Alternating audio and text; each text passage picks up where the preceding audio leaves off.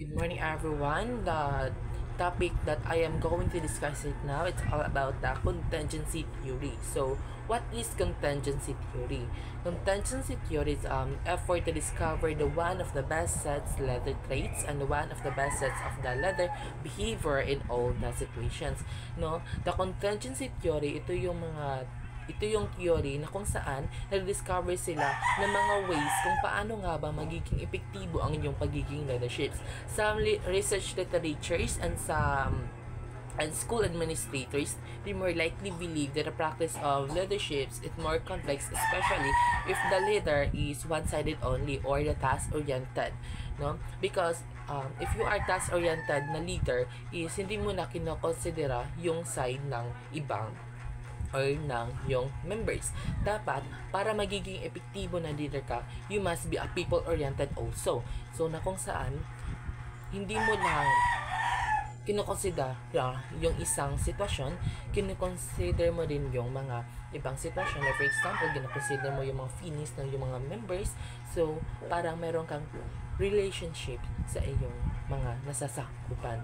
Para magiging epektibo ka na leader, dapat meron kang mga relasyon or interaction between your organizations. That's all. The next is Fiedler's contingency theory. No, si Fiedler siya yung proponent ng contingency theory, no? Si Fiedler, so, siya yung nag-develop ng contingency theory of leadership, no? Over 2 decades with his associations, no? He said that the effectiveness of a leader in achieving high group performance depends on the leader motivational system and their control and influence over the situations, no? Para maging successful ang isang organisasyon, ang susi dito ay yung leader. Dapat pag isa kang leader is nagbibigay ka ng motibasyon sa mga yung nasasakupan para ang yung mga members is meron silang lakas or meron silang motibasyon na gawin lahat para sa isang organisasyon, or dapat nagbigay ka ng magandang influensya sa inyong mga leader, or you are the symbolizing of your organizations. There are 3 situational factors. The first one is the leader-members relationship. The second one is the task structure, and the third one is the leader positions. Let's discuss the first one, the leader-members relationship.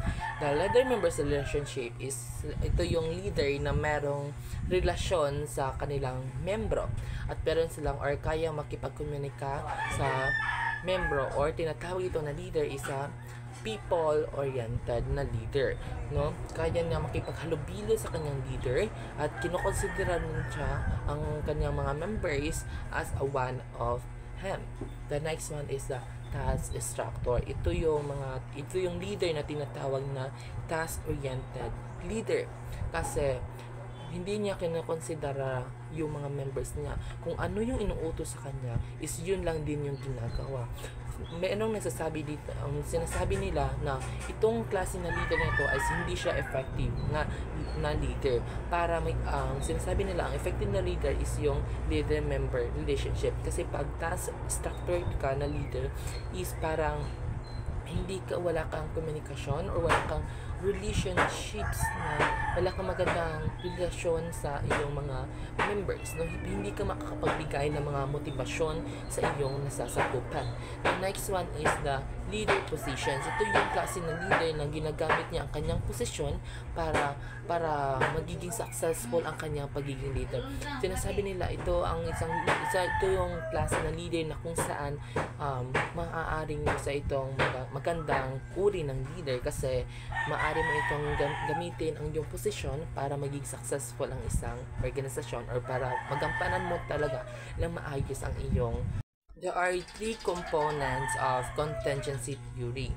The first one is the leadership style. The second one is the situational favorableness. And the third one is the contingency model. But I'm going to discuss the leadership style. Now, what is the leadership style? No? Your natural leadership style can be determined using a scale, the LPC, or the less preferred workers, no? Ang leadership styles is ito yung ginagamit ng mga ng associations na kung saan para malaman mo kung anong klase kang leader. So, para malaman dito is ginagamitan ito ng LCP or the less preferred co-workers, no? Or i-scale kanila or i-rate kanila from 1 to 8. No, kung makakakuha ka ng 5 below na score, it means you are a low LCP or the task-oriented leader, no? Or kung makakakuha ka naman ng mga mataas na marka or mataas na ratings is ibig sabihin meron kang high LCP, or it means the relationship-oriented leader, or meron kang or isa kang people-oriented or meron kang magandang relasyon sa iyong nasasakupan.